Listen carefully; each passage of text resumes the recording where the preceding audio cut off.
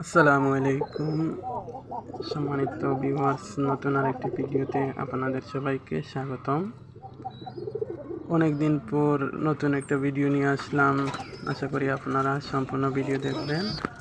আলহামদুলিল্লাহ, আমার কবুতরগুলো ভালো আছে। এছাড়া আমার কিছু কবুতর ডিমও দিয়েছে। দেখতে থাকুন, ভিডিওর সাথে থাকুন। দেখুন, একটা কবুতর ডিম পাচ্ছে। আশা করি কালকের মধ্যে আরেকটা ডিম দিয়ে দেবে। এছাড়া আমি কিছু কোয়েল পাখি এনেছি। দেখুন, কোয়েল পাখিগুলা অনেকটা বড় হয়ে গিয়েছে। আশা করি 3-4 দিনের মধ্যে ওরা ডিম দিয়ে দেবে। দেখুন কোয়েলগুলা কতটা হেলদি। এছাড়া আমি এদেরকে রোজ পানি এবং খাবার দিয়ে থাকি।